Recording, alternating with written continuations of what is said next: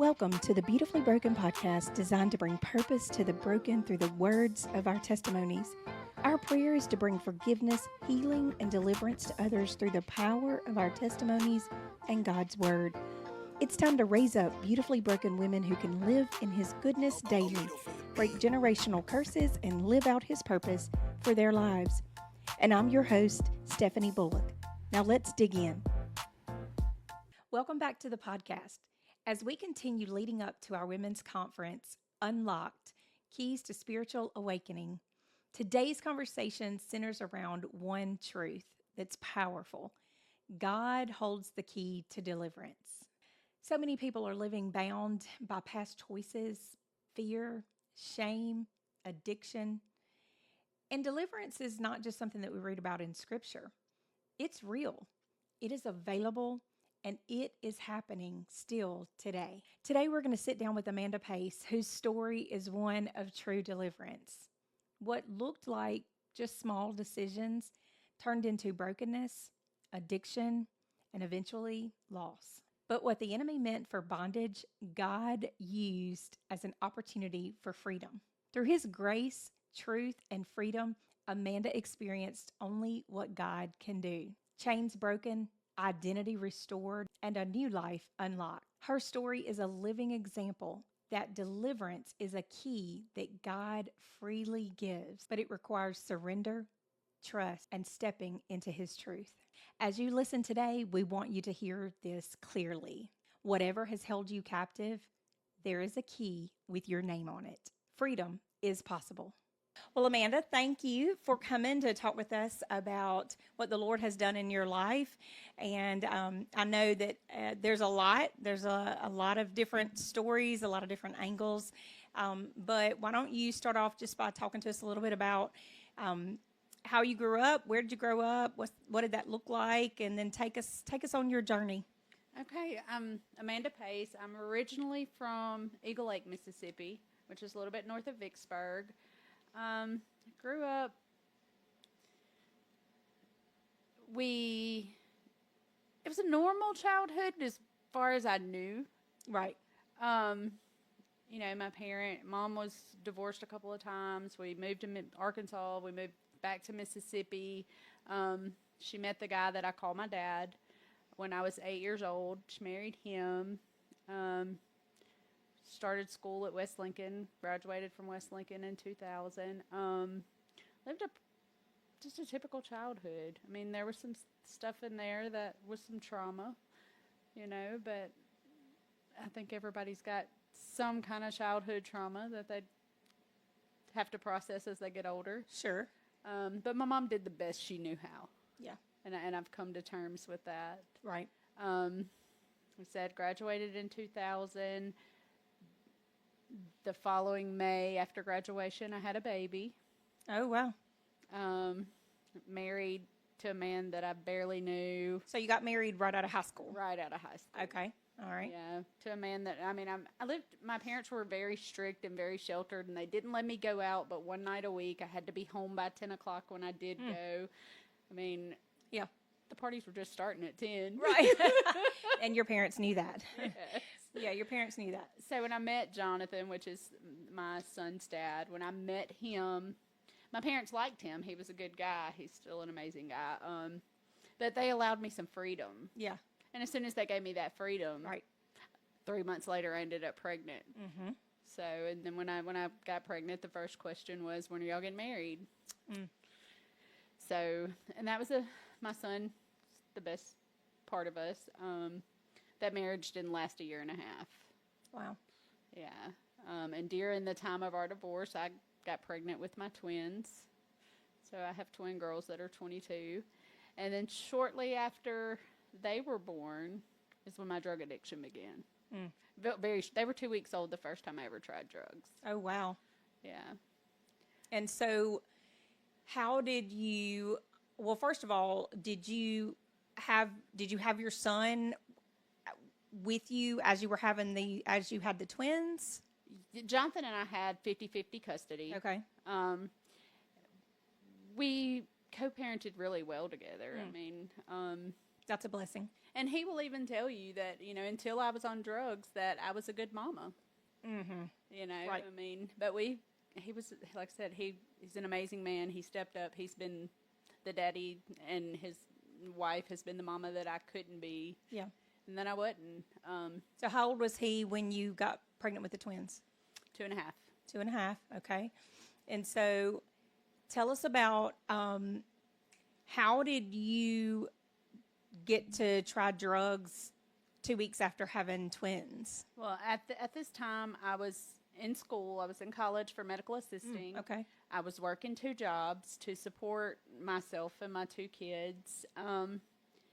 And I had just started hanging out with some really bad company. I had a house and a mobile home and 10 acres of land that my uncle had passed away and left it to my mom, and she allowed us to live there and just pay the bills and things.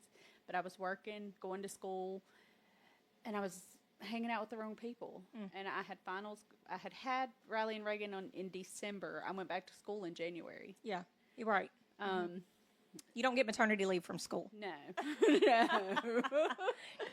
I went back to school, and we went through that, and had some big tests coming up, and all these people were hanging out at my house, and I had worked and came home and was studying, and come like 4 o'clock in the morning, I was like, all right, y'all, I got to go to bed. I got to get up in 2 hours and do this all over. They were hanging out at your house until 4 o'clock in the morning? They were staying up. I was so sheltered as a child. I knew nothing about drugs. My parents drank, but my dad, when he passed away, he said could not tell you what a marijuana cigarette was like. Wow. So they just drank, no drugs. No. And you had not been around it. I was so naive. I was so dumb.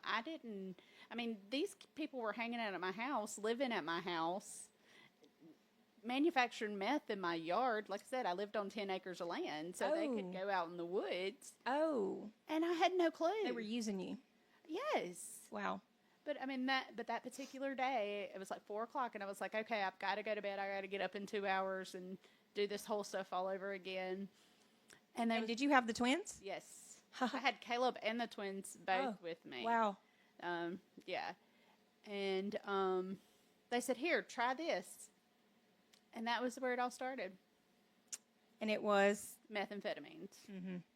And to keep you up. Yeah. And the first time I ever tried meth, I thought, this is from God. Right. Right. Look at this. Yeah. I can do everything. I have all the energy in the world now. I can do everything on my list. My house is clean. My house is clean. I can study. I can go take my test. I can take care of the girls. Yes. And Caleb. Yeah. Cook supper. It was clean again. Yes. Yeah. Do it all over. Yeah. But within 8 months of the first time I tried drugs, I had quit school. Mm-hmm. I had MBN had kicked in my door. I lost Riley and Reagan were 8 months old when they went to live with my mama, and Caleb went to live with his daddy. Wow. So your world just completely crumbled in 8 months of trying drugs for the first time. Yes. And I assume those friends just kept hanging out. They did. You let them? Well, whenever the Mississippi Bureau of Narcotics kicked in my front door, the guy that I was with went to jail. And everybody dispersed. But at that point, I had met all these people and knew all these people, and it was fun. Mm-hmm.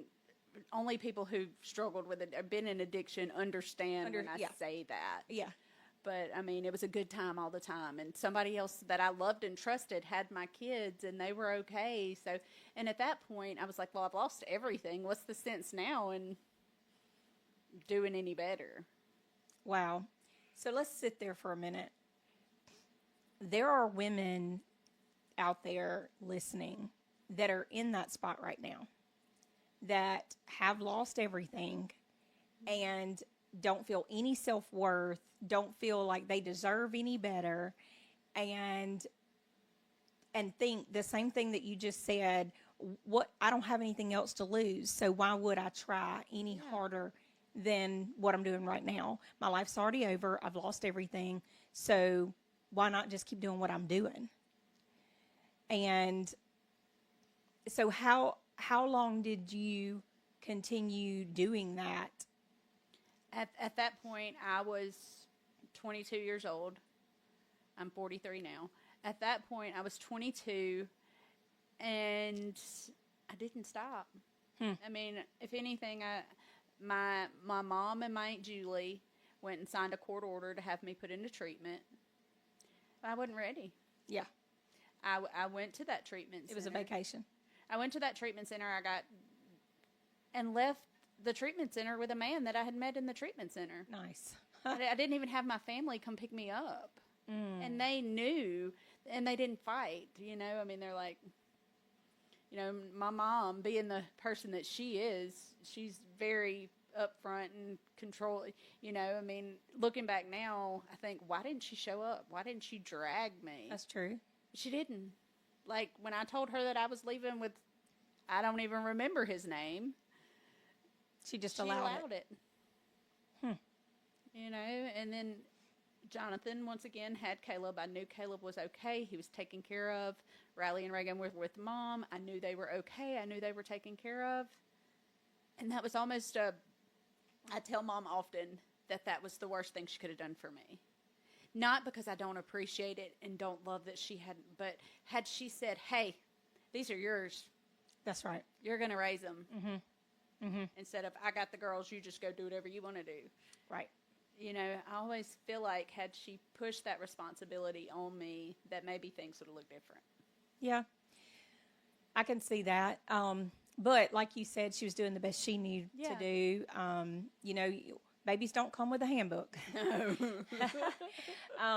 And we have to figure things out as we go through life too, just about ourselves and the choices that we make. And thankfully, you had a mom that did take the girls, and they were with somebody that you trusted, that you knew they were being taken care of. Yeah. So that is definitely a blessing. But eventually, God got a hold of you. Yes, I went for several years. I continued to use and run the streets and a lot of horrible things, and then I went through a period where I got remarried again.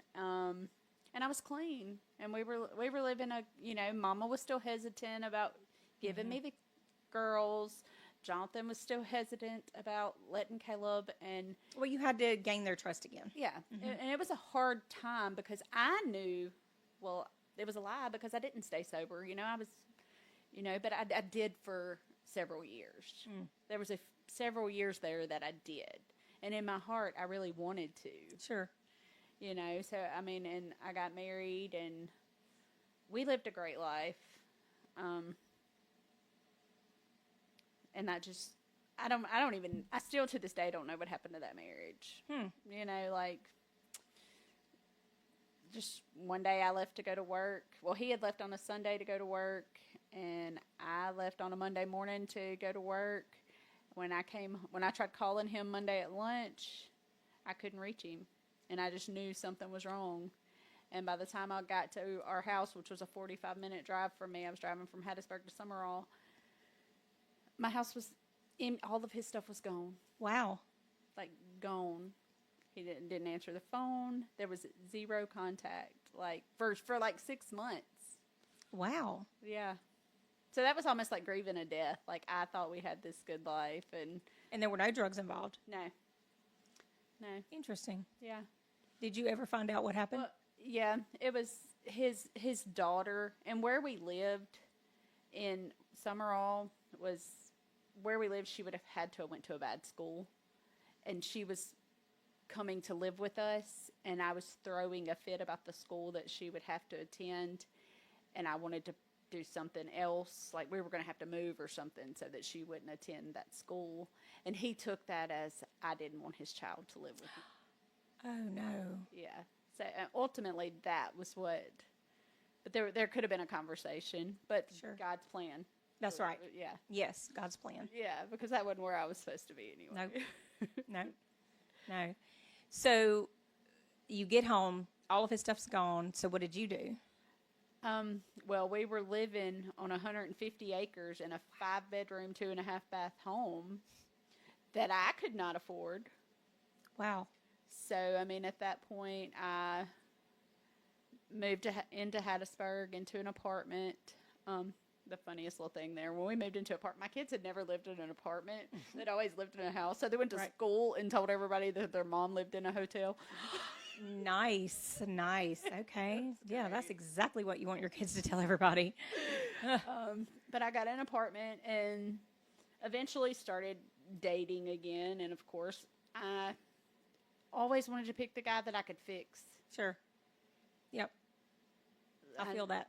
Yeah, like, so. No offense, Justin. Well, with the guys that I've picked as my husbands, those aren't fixing guys, but all the projects in between, were guys that I thought I had to fix, and that eventually led to bringing their stuff into my home and me choosing to do the things that they were doing. Right. So that led straight back into addiction all over again.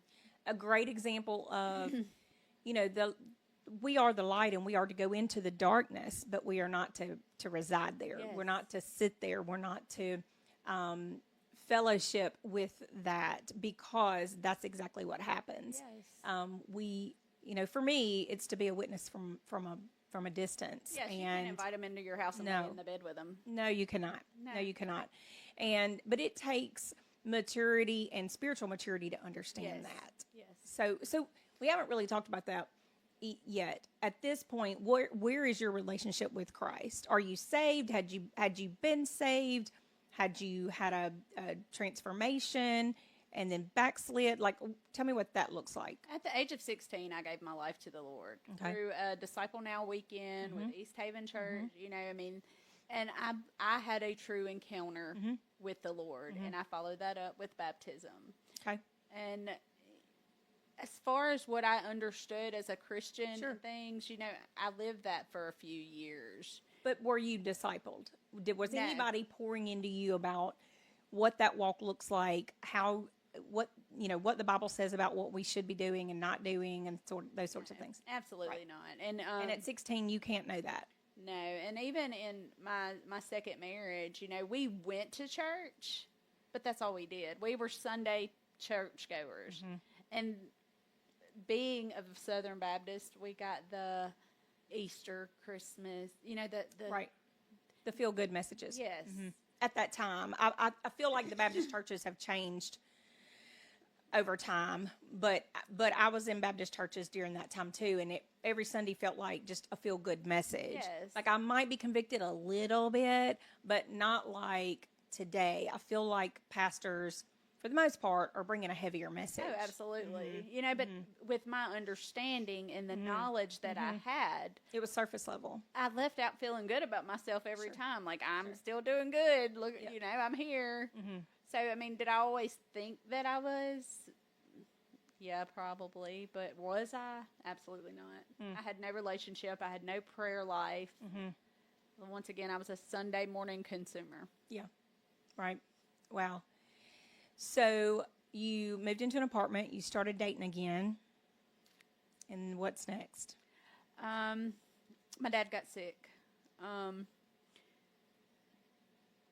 Like I said, I started hanging out with different guys, that. My dad got sick, so I decided it was time to move home. And home was? Brookhaven. Back to Brookhaven, okay. Yeah. I rented a house for a while, and then Dad was progressively getting worse, so I bought a camper and put it next to Mom's house and lived there. All this time I was using, but I was keeping it undercover because I couldn't let everybody know. Everybody was going through enough. And you had the girls still? Well, they were, Mom had complete discretion of when I got them, when I didn't. And being right there beside her, it was 100% access all the time. But you had them up till moving home? No. I never did completely regain custody of my kids. Okay. So they were visiting on the weekends and then going back to their school telling people you lived in a hotel? Yes. Gotcha. Yes. Okay. Well, Mom, at this point, Mom had moved to Petal because her job moved them to Petal. So we were close. You saw them more. Yes. All right. So Mom's still enabling. Yes. Whether she knows that or not. Absolutely. She was enabling. Okay. Yes, absolutely. and she doesn't, like I said, she did the best she knew how. Right. No, But no during fault. that time, if she gave me a gas card, Mhm. like I could run the roads as much as I wanted because Mama was paying the, and she just thought she was helping me out. Of course she did. Yeah. But Yep. and that's the reason with my You took kids. advantage of her kindness. Yes, and I'm so different with my kids because of Yeah. the things that and it's my personal stuff. Sure. Yeah. But Dad had gotten sick. I moved home. I rented a house for a while, and then I bought a camper and moved next to Mom. And I was using then. My dad passed away in 2015, maybe. But the day that we buried Dad, I got a call from an oil field company asking me to come to work. Okay. So Where were you working up till now? ServPro. Okay. I had worked for ServPro for about 7. I was office manager at ServPro. Okay. But at this point, and once moving back home and things, I got a call from the day we buried Daddy. I was sitting on the steps at Mama's house, and my phone rang, and I answered, and it was the guy from the oil field company, and he was like, "Hey, I need somebody to come run my office." Okay. So I went to work for him. Okay.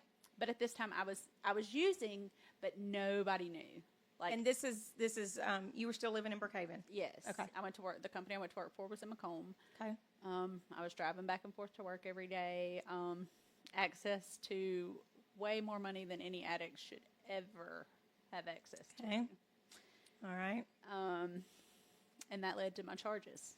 So how long had you been there? I had worked about 3 years. 3 years. Okay. But over the 3-year period of time, I had embezzled.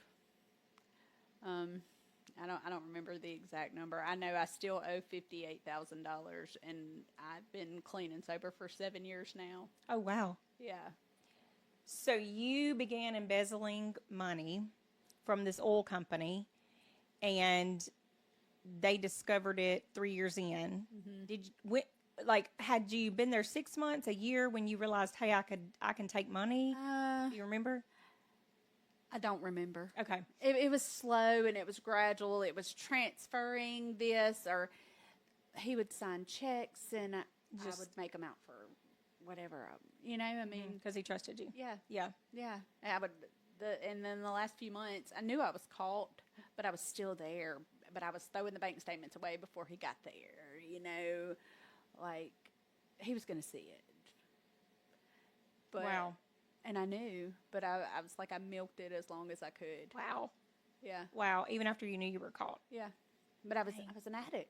Yeah. He was, and I got, after losing that job, once that happened and I realized that there were criminal charges filed, I got really bad. Really, really bad. Because at this point, I wasn't hiding from anybody anymore. Everybody knew what I was doing. Right. So I went. You said, well, they know now, so I'm just going to do what I want to do. Well, I had money. I had, Sure. So embezzlement is a felony. yes. Correct. Okay. And so, did they come to your job and arrest you, or their house and arrest you? What happened? Well, I realized that the charges were filed. I had actually went with somebody to the courthouse. This is how I found out that I went with somebody to the courthouse, and an investigator pulled me in the office and talked with me, and he let me go. He let me leave. And at this point, I knew.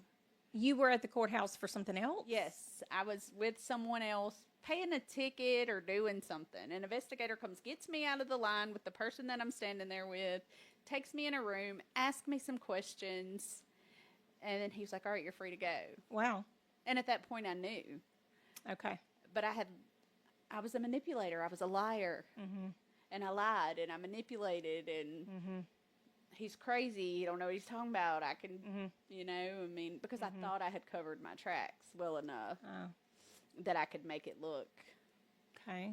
any other way. So you went back to work? No, I didn't go back to work after this point. Oh. No. Okay. At this point, he had filed charges. He was done with me. He did not want to look at me another day. Did he tell you not to come back? Like, how did that happen? You just knew after the investigator, you just didn't go Yes. back? Okay. Yes. Wow. Yeah. So at what point did they get you? Well, like I said, once I knew that those were filed, I was on the run for 8 months. Oh, okay. The officer would call my phone and be like, I'm going to turn myself in tomorrow. And at one point, I had left and went to Texas with a friend of mine and was over there. He called me, and I was like, I'm stuck in Texas. And he was like, what county are you in? I can send somebody. And I'm like, no, I don't know. Yeah. Wow. Yes. Wow. During this time, I lived in the woods, homeless. These were choices that I made because I never had to live in the woods. But I had pretty much went zero contact with my kids and my mom at this point because I didn't want them to have to lie. Right. The deputies had showed up at Mama's house looking for me. Right. And when they asked her where I was, she really didn't know. She really didn't know. Yeah, you were protecting them. Yeah. Mm-hmm. In some crazy way. Yeah. Whatever that looks like. Right. Yeah. But I ran for 8 months. IV drug use. Just as bad as it gets. Wow. I went through being beat up, being raped this last time that I was out. Some really ugly stuff. In the beginning where I said it was fun. Yeah. It wasn't fun anymore. It was miserable. It wasn't fun anymore. Mm-hmm. March the 7th of 2019 is the day that I got sober. Okay. At this point, I was on house arrest because I went into court for the charge. I took a blind plea to avoid prison time, and that gave me 3 years house arrest. So explain a blind plea. What's that mean? A blind plea means that you plead to whatever they want to give you as long as it's not prison. So you don't know what it is? You have zero clue. As long as it's not prison? Yes. Explain what you mean by that. You have to tell me all the time. Prison, you can't bond out. Okay. Jail, you can find out. Prison, okay. So taking the blind plea was to whatever they wanted to give me other than prison. Okay. So at this point, when I received the plea offer, when I went for sentencing and got my sentencing, it was 3 years house arrest and 5 years post-release supervision, which means I had to report to a probation officer once a week in the beginning. So you didn't even serve any jail time? No. Oh. No. And a part of the plea deal was you had to pay it back? Yes. Okay. Yes. Okay. Yeah.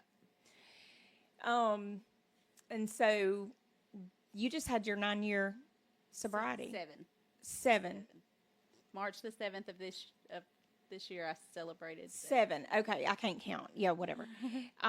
So that's amazing. Yes. Congrats. That's awesome. Yes. Not me.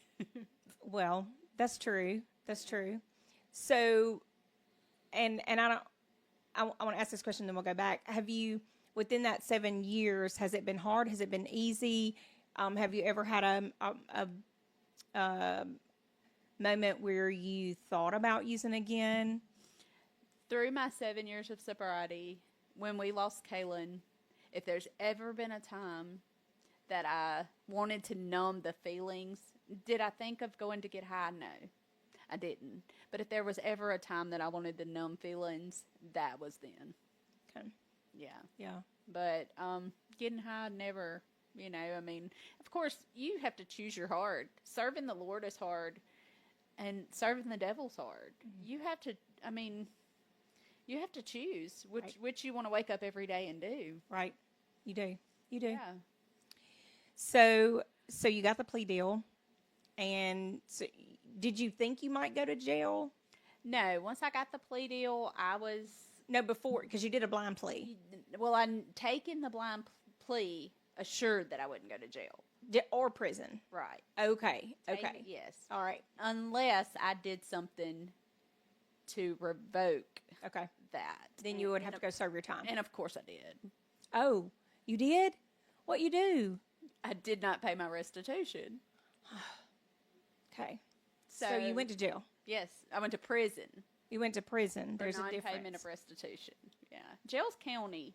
Jail is People can come see you every day. Jails, I don't really know because I hadn't spent a lot of time there. But prison's not nice. It's a room full of 160 other women that are of all walks of life. Some that are there for life, some that are there like me. I mean, I did 111 days in prison, but it was 111 days too many. Wow. And through everything in my life, prison changed my life. It was God's plan. Okay. So talk about that. Once again, I had lost my kids. I had lost everything. I had all these consequences and never changed. But when I went to prison and spent Halloween, Thanksgiving, Riley and Reagan's 16th birthday, Christmas, and New Year's in prison away from my kids where I couldn't touch them. You know, I had always had access to them. Right. But when you're in prison, you don't. And while I was in prison, my kids came to see me one time, and that's all I allowed. Because it was harder on them and me. And having to send my kids a prison letter, birthday card. Yeah. I mean, I have twins. I've worked my whole life to keep them as separate as I can. You know, they're two completely different humans. Yeah, they are.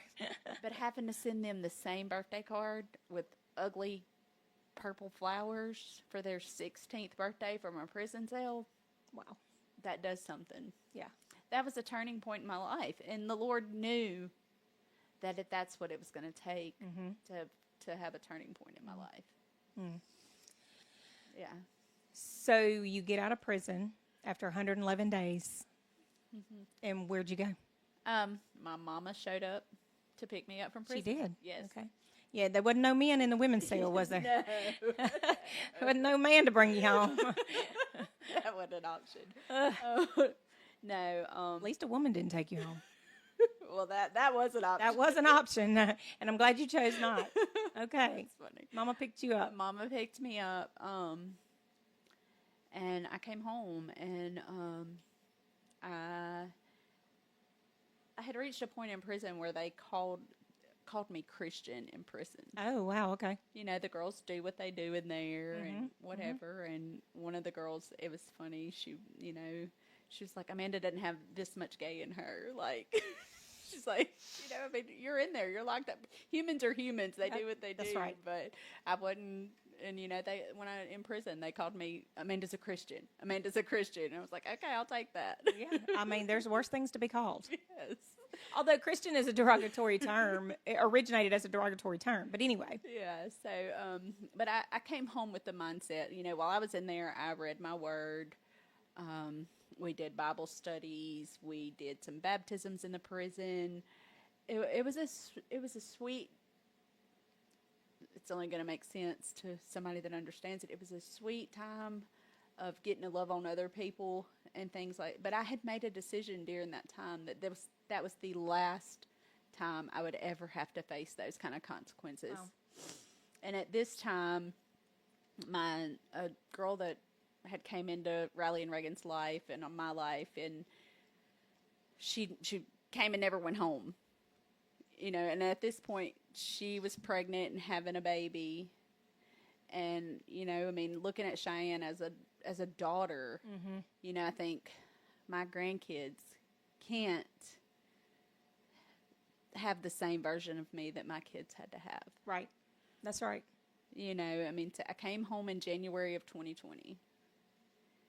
Right before COVID. Oh, my goodness, right before COVID. Yes. Wow. But I came home in January of 2020.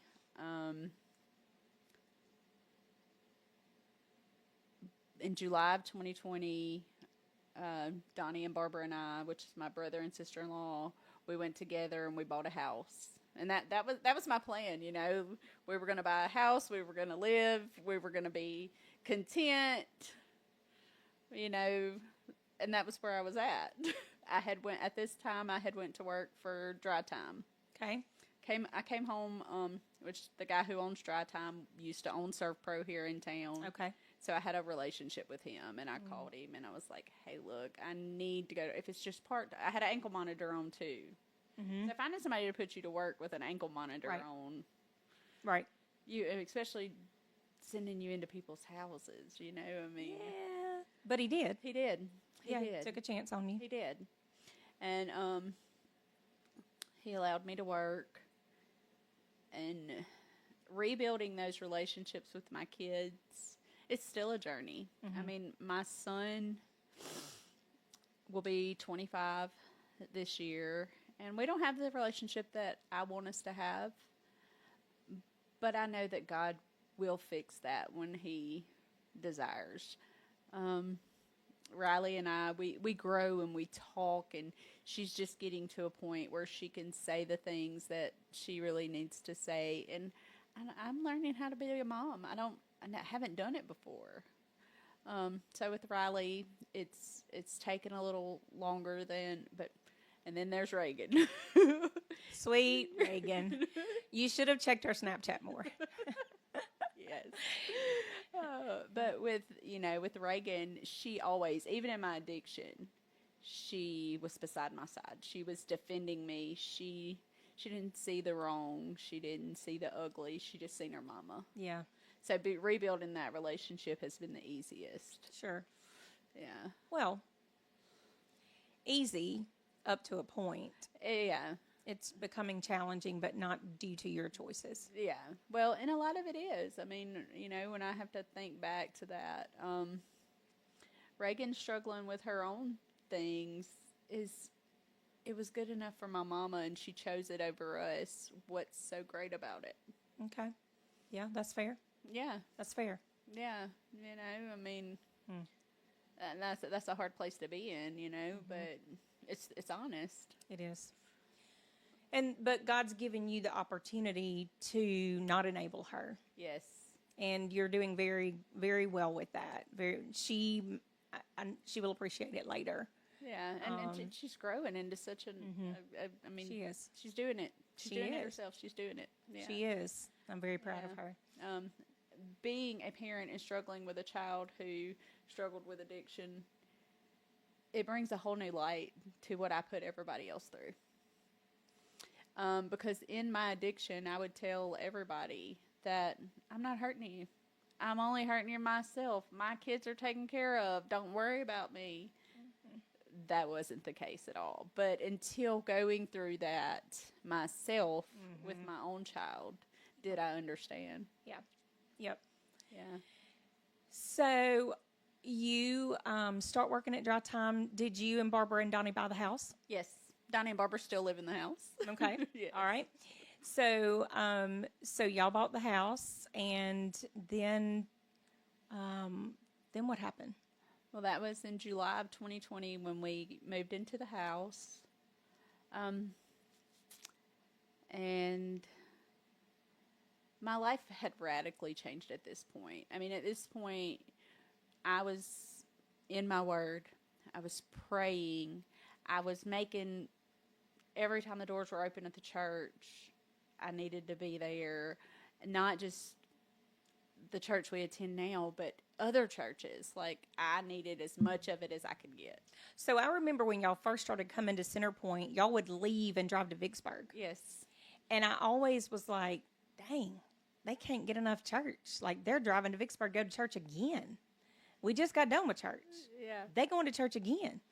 But, that is a pattern that I see in a lot of addicts. That when they get that taste, it's kind of like when they were doing drugs. Yeah. You got that taste and you start chasing it after that. And thank goodness that it was like you were addicted to Jesus. It was like, I can't get enough and I need more. Yes. And I always admired that about y'all, because I was like, look, it's nap time for me. Y'all can drive and go to church if y'all want to, but I'm going home and taking a nap, okay? But I believe that made a difference in y'all's lives, and people can see that now. And not just that, but the relationships that it built. I mean, I was just telling somebody the other day that throughout my entire journey, God has kept me close to some really strong, godly women. And I mean, I didn't see that at the time. I didn't know like, that he was building that relationship with Cecile. And today I can call her with anything, and she's like, "Gotcha. Yep. Let's pray. Let's Yep. I mean, so it's you. I mean, there's so many strong, godly women in my life that the Lord has always had me connected to pull from. Yeah, that's great. Yeah, That's great. And the fact that you choose to pull from them, yes, because you could not.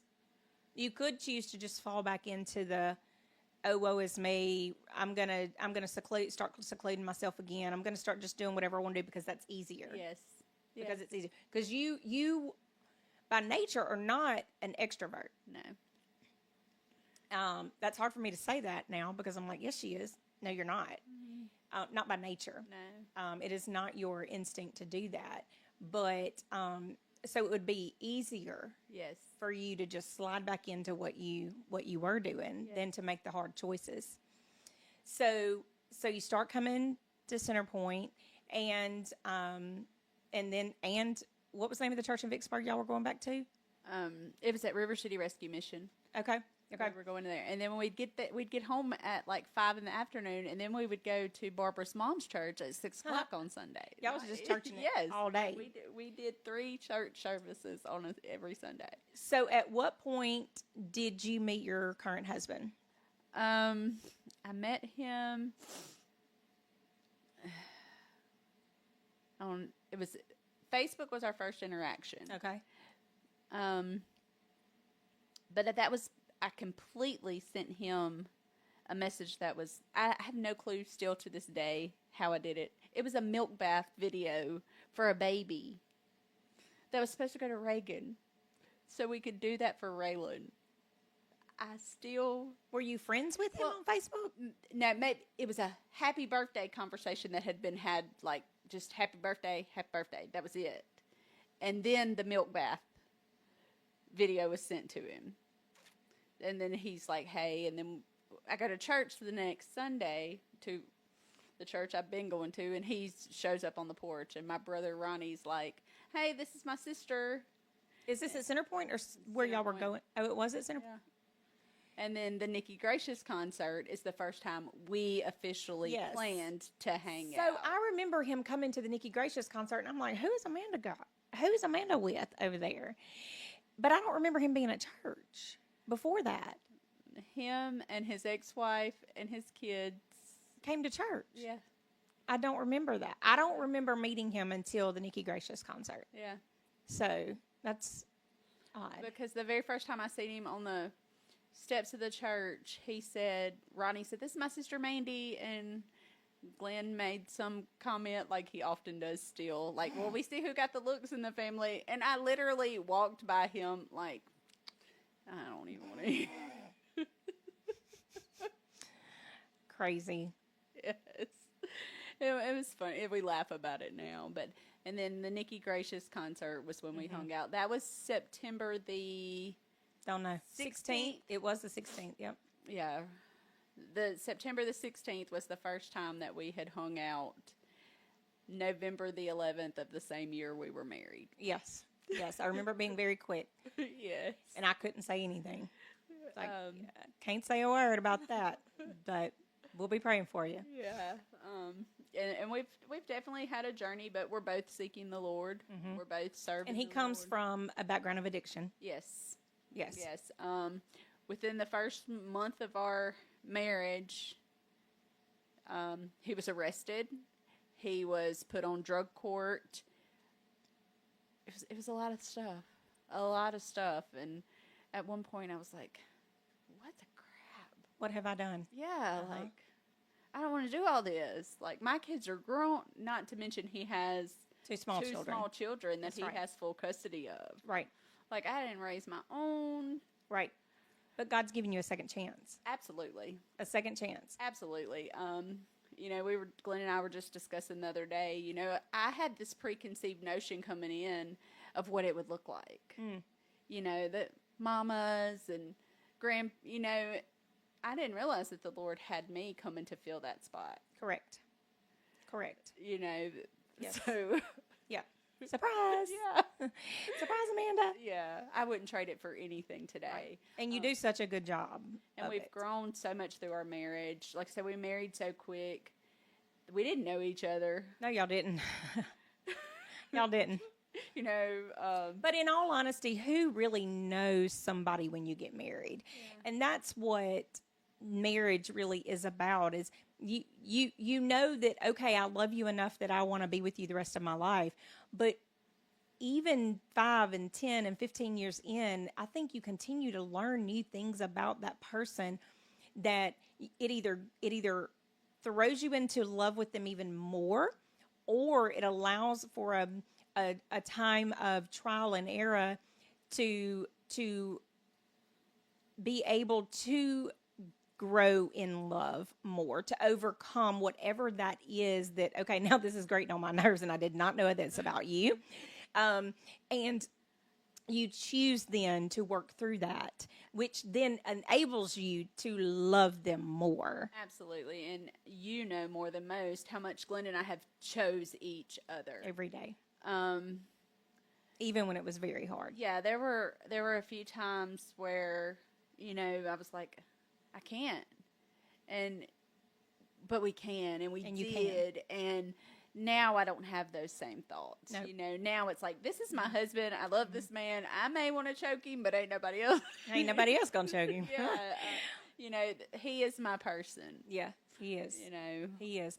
Well, but so the first month into your marriage, he was arrested.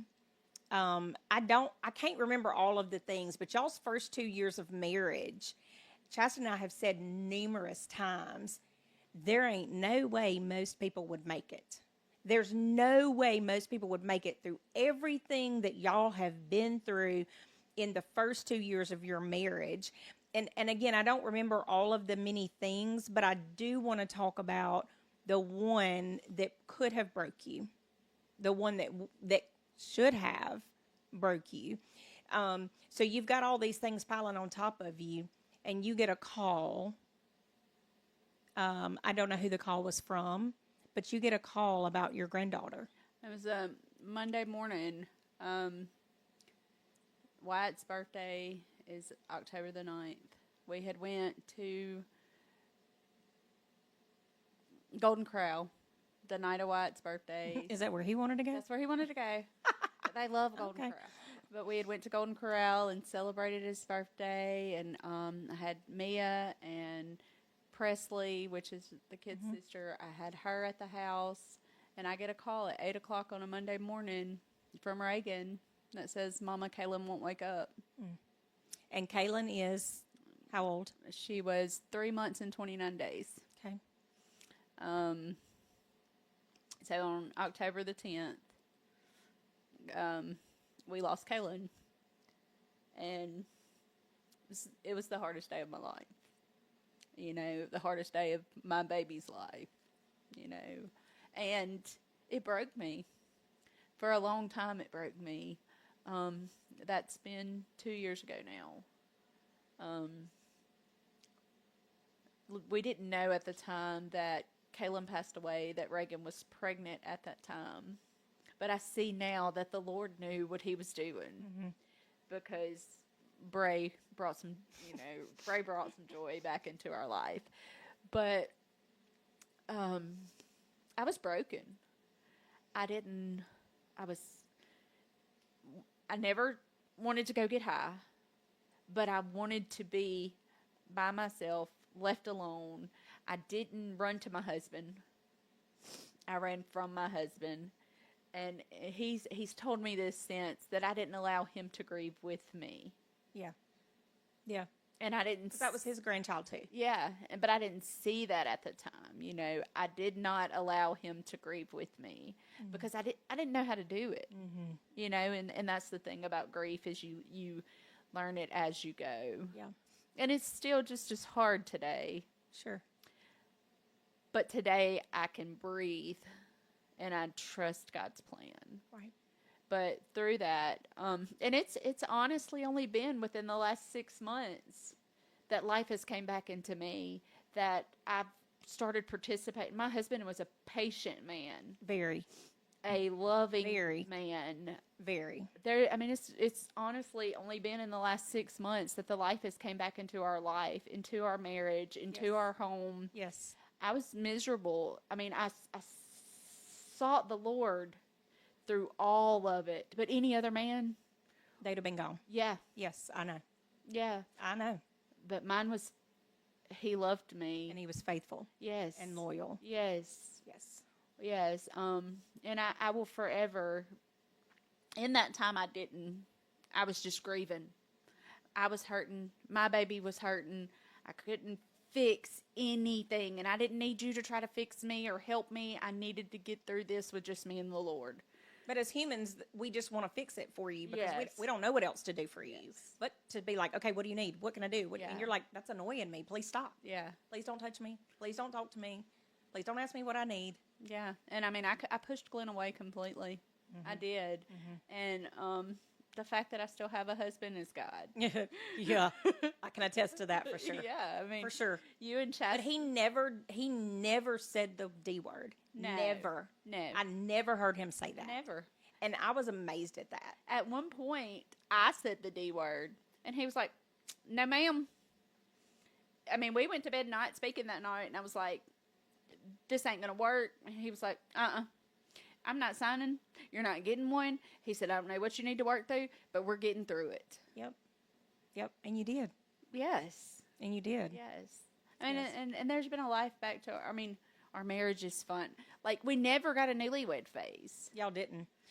So that was one of the things. Again, I don't remember what all started happening, but it was just bam, bam, bam, bam, bam. And that's what Chacha and I kept saying. Every time we would sit down and pray with y'all or sit down and talk with y'all and cry with y'all, it was, they didn't even get a chance to enjoy but just being married. Yeah. Like, let's just be together. I mean, y'all immediately just got thrown into the fire. Yeah. With all kinds of stuff. And it just kept happening and kept happening. And you'd put this fire out and there'd be this fire. And then you put that fire out and there'd be this fire. I mean, it was one thing after the other. And I mean, yeah, y'all are a miracle for sure. And a true testament that you leaned on Christ through all of that. And even when maybe you weren't leaning as much, he was. Yes. And vice versa. And that is what it takes in a marriage. I mean, Chastity and I are a testament to that too. Yeah. There have been some times that I was like, he needs to pack his crap and go tonight, okay? Because I don't need him. I don't need nothing. I don't need nobody. Just be by myself. But the truth is, I do need him. Yeah, and let me just intersect with that, because us watching y'all be real helped us. Because all these people that just see you on Sundays or just see you in passing, they think, but us getting to be part of y'all's life and seeing the real, that y'all have been doing this for 10, 11. I think this year's 13 or 12. Something like that. Anyways, that if we don't have it together at 2 years, Right, that's true. we're okay. Like, You're okay. Yeah, Yes. like. And we knew each other a lot longer than y'all did. Yeah. A lot longer. But just being able for y'all being transparent and being who y'all are and saying, hey, look, we see y'all struggling. Come sit on our couch. Y'all need a mediator. Let's get through this. Had it not been for those real people and then I see you on a Sunday and you're like, we ain't talking. And I'm like, oh, they have it's transparency and people. And I've learned that even when I want to seclude myself and not talk to you, not tell you what's going on, I have to. Yeah. God has given me these people and these relationships in my life because he says we have to have those people. I mean, yep. We have to lean on each other. yes, and we have And to get wise counsel, and we that's have right. the gathering together of That's the right. saints. It's all biblical. It is. And even though I don't like to refer to myself as one of the older women, because I feel like we're the same age, that is biblical. That the older women are supposed to teach the younger women. And that may not necessarily just mean in age. Yes. It may also mean in spiritual maturity, in that the experiences we've had, and it's what you just said, the experiences we have and that we go through, we have to use that to teach the others. Because if we don't, then what was it for? Yes. It's all in vain. And that means that Christ going to the cross was all in vain, because every bit of ours is about forgiveness. Yes. Whether God's forgiven us, or whether I'm forgiven Chasten, or Chasten's forgiven me, or whatever. And that is the whole purpose of Beautifully Broken. Yes. Is being able for other people to, a platform for other people to share their testimony to help other broken women, because we're all broken. Yes. And it is encouraging to hear what all people have been through, especially you. You've been through a lot. I mean, addiction, embezzlement, multiple marriages, lost your kids, married an addict that got arrested a month after your marriage. You lost a grandchild, which is like losing a child. But now you're getting the opportunity to raise children, be a mom. Yes. Be a mom in a different facet to your girls, and break those generational curses by not enabling them, and still working on your relationship with your son, and just trusting that will be what it needs to be one day. That's what this is all about. Yeah. So if you could speak to a woman in any of those positions that you've been in before and give them any advice, what would you tell them? And this is often with helping not just women but men as well, getting in, seek the Lord first. Seek the Lord, even if you don't know him, don't believe in him, seek him. Pray. And I mean, people don't know what that looks like. It's a conversation. Grab a Bible and read. It's a conversation. It's just a conversation. I mean, what we're doing right now, this is the same way that you can talk to the Lord. I mean, he wants an intimate relationship with us. And find a person, find an accountability, find a place we have CR. It's a great place to find a community. Right. But during those times in my life, would I have went to CR? No. I don't know. I mean, I had a good family, a supportive family. So it's kind of hard. I mean, every situation's different, but first seek God, because he's going to open doors that make no sense. Right. I mean, Glenn and I make no sense. No, y'all don't. You do now. You didn't. Yeah. Well, I mean, just if we look at past and then compare, we make no sense. Right. But it's God. It's 100% God. And just trusting him. And that's hard because I'm a control freak. So learning how to trust the Lord. Yep. Just seek the Lord and cry out to the Lord. Yes. And there's places to get help. Yes. That's my passion today, is getting other people the same freedom that I have.